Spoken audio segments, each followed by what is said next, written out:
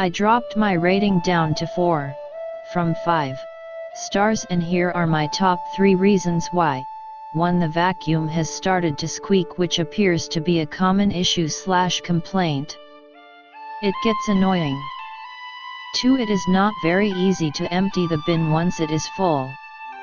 The bin is not completely hollow since it has the filtration system, or whatever it is, in the middle.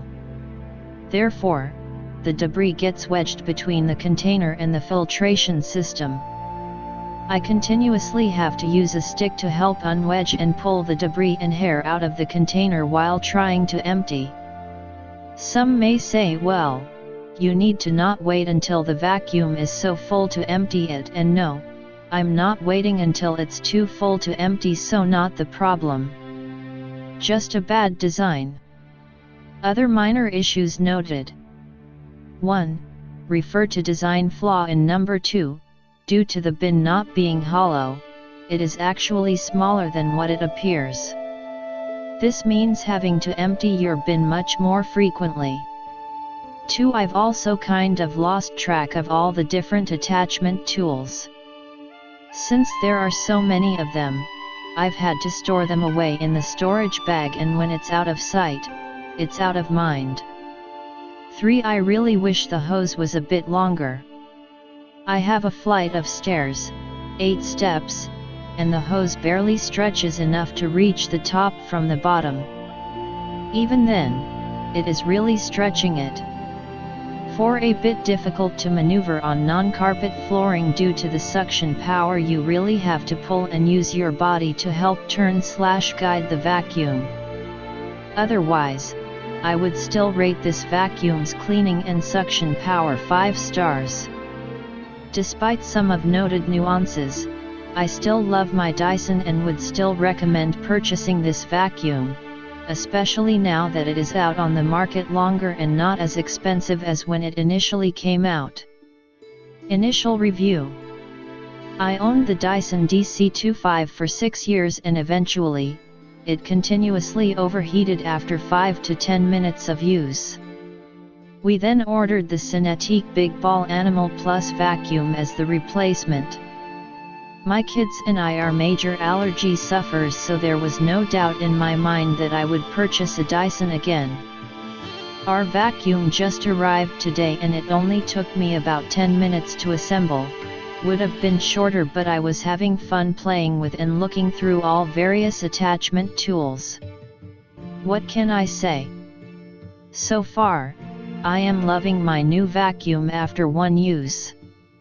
I thought the DC25 was great, but I am blown away and in amazement over how thorough this new one cleans. I couldn't believe the amount of dust, hair, and other crap in the bin after just one quick round with the vacuum. View picture.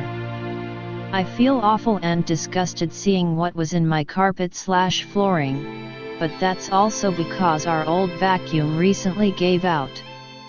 Here's my quick review. Pros.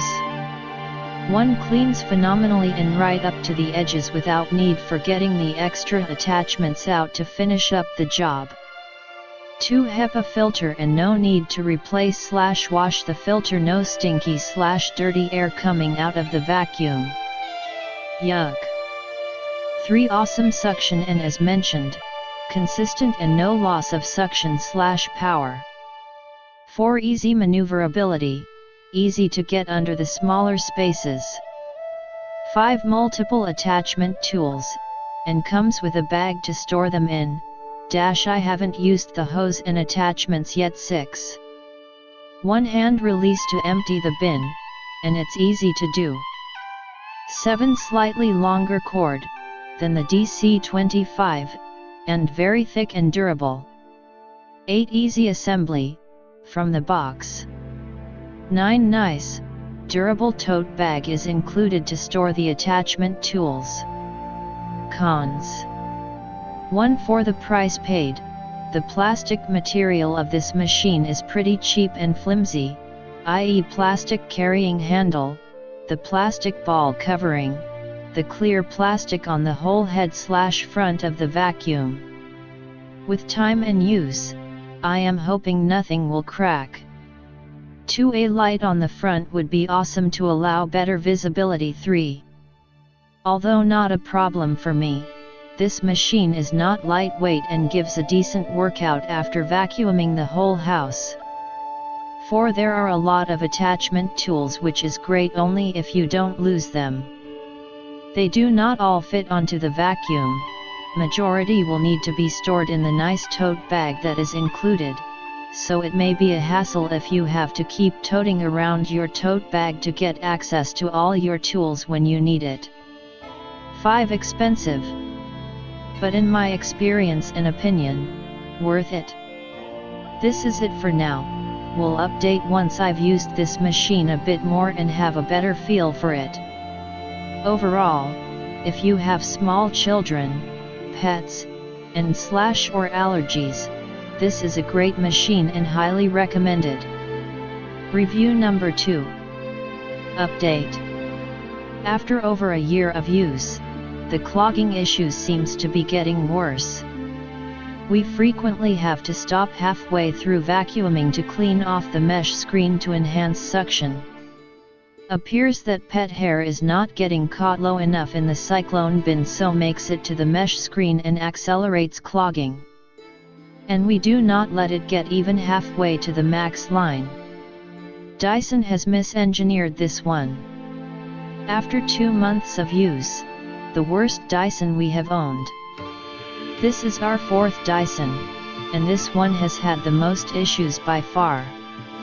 This is the first Dyson that totally loses suction. This happens over a period of a few days. There is a very fine mesh suction element within the plastic bin that clogs with hair and other debris. See photos. Once this is fully clogged, the vacuum loses all suction. This appears to be a design error to me. At least once per week, I have to disassemble the dust bin completely, and scrape hair and dust off of this mesh screen. Planning on calling Dyson to discuss this. Further, the big ball squeaks and the overall feel is cheap plastic. We're Dyson fans, but this one is a miss. Review number 3. So I had the unique opportunity to vacuum with both the DC65 and this big ball animal and Allergy. Note the Allergy just means you get some extra attachments. The vacuum itself is the same as the big ball without Allergy. I wanted to test each vacuum to see which one picked up more dirt. I preformed the test on carpet. Both bedrooms had similar amount of usage and the space being vacuumed was nearly identical in terms of sq foot, give or take no more than a foot. The first bedroom I vacuumed with the DC65, I went around the floor twice. After that I then went over the same room with the big ball. This was the first time each vacuum had been used. I wanted to see how much the big ball would pick up after the DC65. It picked up a significant amount of dirt that the DC65 did not get. After both vacuums were cleaned out, I then preformed the test on the second bedroom, but this time I used the big ball first and the DC65 second. As with the first bedroom, I went around the room twice. After I was done vacuuming the room with the big ball, I then went around the room with the DC65. It did pick up a tiny bit that the big ball had missed, maybe cause it had just come loose or my angle was different, but no way did it get near the amount the big ball had did in bedroom 1. After following that, I dropped my rating down to 4 from 5 stars, and here are my top 3 reasons why. 1. The vacuum has started to squeak, which appears to be a common issue/complaint. It gets annoying. 2. It is not very easy to empty the bin once it is full. The bin is not completely hollow since it has the filtration system, or whatever it is, in the middle. Therefore, the debris gets wedged between the container and the filtration system. I continuously have to use a stick to help unwedge and pull the debris and hair out of the container while trying to empty. Some may say, well, you need to not wait until the vacuum is so full to empty it, and no, I'm not waiting until it's too full to empty, so not the problem.